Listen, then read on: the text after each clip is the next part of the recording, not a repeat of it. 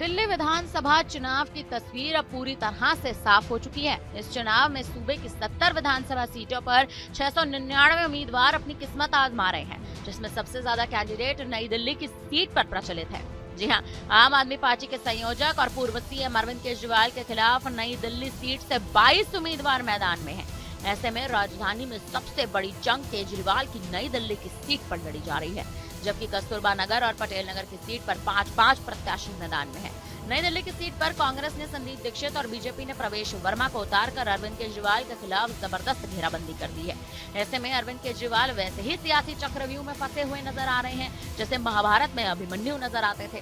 देखना यहाँ पर यह दिलचस्प होगा कि केजरीवाल क्या चौथी बार जीत का चौका लगा पाएंगे या फिर उन्हें इस चक्रव्यूह में शिकस्त हासिल हो जाएगी। दिल्ली विधानसभा चुनाव में सोमवार को नामांकन वापसी का आखिरी दिन था।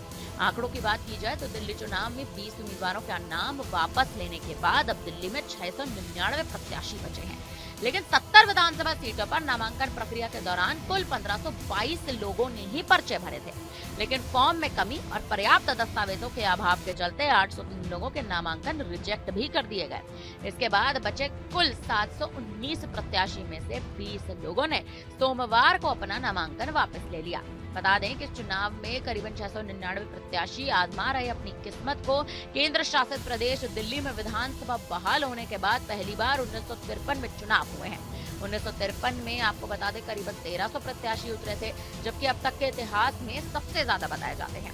1998 में 815 कैंडिडेट, 2003 में 817, 2008 में 875, 2013 में 810, 2015 में 670 प्रत्याशी, 2020 में 672 और 2025 699 प्रत्याशी। दिल्ली की कुछ हाई प्रोफाइल सीटों की बात की जाए तो इस बार सबसे प्रचलित सीट नई दिल्ली की ही है।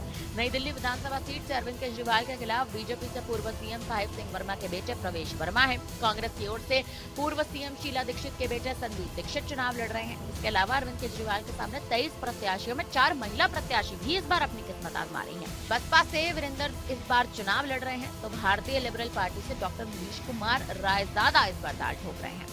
आपको जानकारी के लिए बता दें कि दिल्ली विधानसभा का चुनाव इस बार कई मायनों में अलग बताया जा रहा है। बीजेपी सत्ता में वापसी के लिए पूरा दमखम लगा रही है, तो आम आदमी पार्टी लगातार चौथी बार सत्ता को पाने की कवायद में है।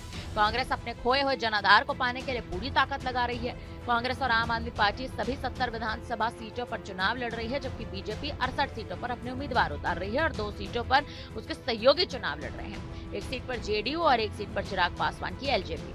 इसके अलावा बसपा दिल्ली की 69 सीटों पर चुनाव लड़ रही है। अजीत पवार की एनसीपी ने 30 सीटों पर उम्मीदवार उतार रखे हैं, तो असदुद्दीन ओवैसी भी इस बार 2 सीटों पर अपने कैंडिडेट उतार चुके हैं। देखना यह दिलचस्प है कि दिल्ली में इस बार जो ये महासियासी जंग देखने को मिल रही है, क्या इस महासियासी जंग में अरविंद केजरीवाल इस गहरे चक्रव्यूह में फंस जाएंगे या फिर अपनी ही सीट से जीत हासिल करके एक बार फिर से दिल्ली में सत्ता काबिज कर लेंगे। फिलहाल अब इस पर आप क्या कहेंगे, आप हमें अपनी राय कमेंट्स करके जरूर करें।